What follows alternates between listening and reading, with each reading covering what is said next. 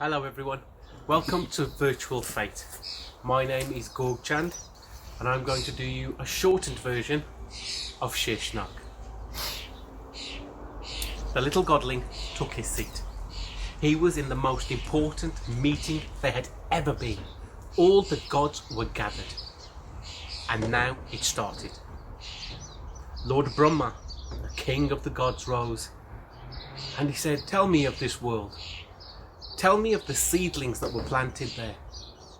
Lord Sarvana, god of the forest, rose and he said, those seedlings have grown into grasslands, vast grasslands, which have sprouted into flowers, mighty trees that are dwarfed only by the mountain ranges behind them. It has been a success, my lord. And Lord Brahma was pleased. Lord Vishnu rose and he said, "And what of those fledgling streams?" "My lord, those fledgling streams that start from the mountains and go down the valleys are now rivers, mighty rivers, huge lakes and vast oceans.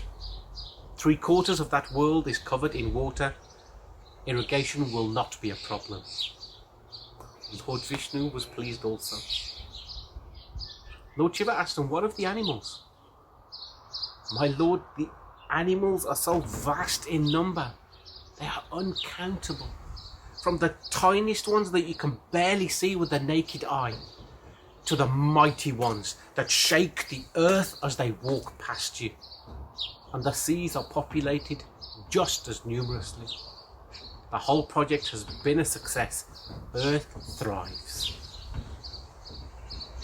Lord Indra, who asked, "What of this creature, man, I keep hearing about?"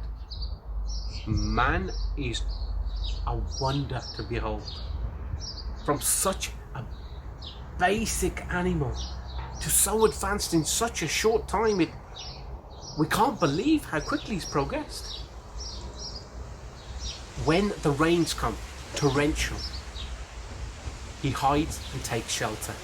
He knows that when it is too hot, that he must go inside and rest, and when it is cool enough, he comes back and carries on with his work. Such sense, such intelligence. But beyond all that surprised all of us, within such a short time, he has learned the secret of fire. The secret of fire already. The gods were amazed, some in awe, others terrified. If this is what he has managed in such a short time, then it's not long before he'll be threatening our position.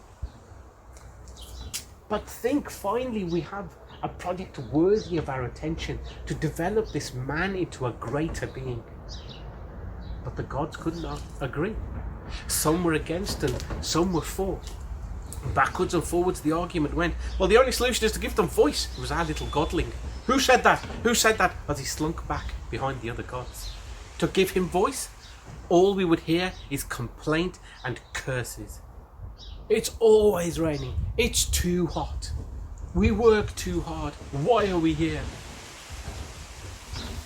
"But," said another god, "imagine his prayer. Imagine when he prays to us all that energy that will feed and nourish us. We will no longer have to find ambrosia to keep our strength. Man will do it for us. And he can help us in our work. He can be a tool that we fashion the earth with."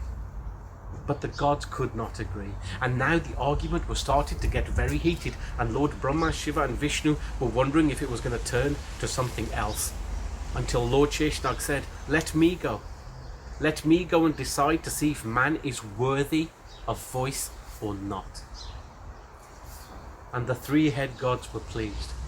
Who better than the wise Lord of the Snakes, Lord Shishnak, to go judge if man was worthy of saving? And so it was agreed. And so, with all his finery and splendour, he appeared in the village of man.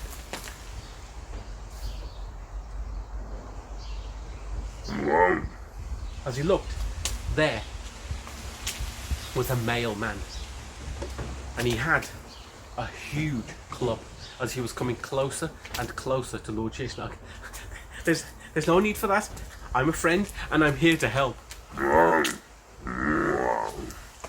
mythology grew closer and closer. Lord Shishnog looked around. What had he got himself into? There was a little girl hiding behind her mother. Now was his chance. Sa. Nothing. And he got closer and closer. Sa. In desperation.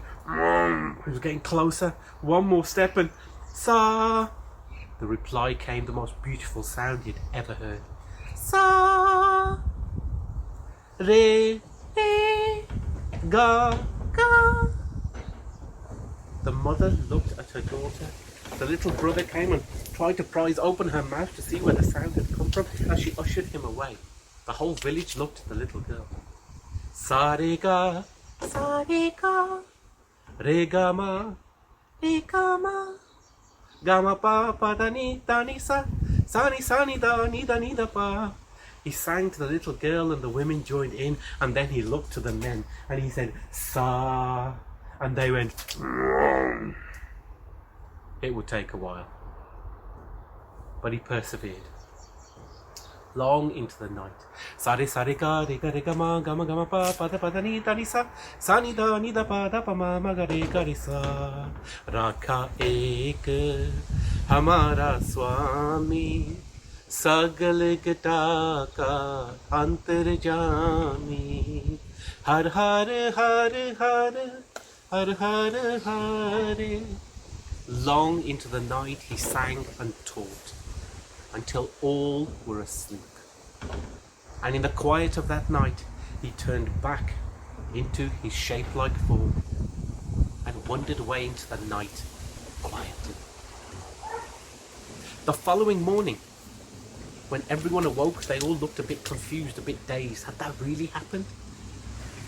It was almost as if they'd awoken from a party and were all suffering the consequences. But then, everybody heard the little girl as she skipped by.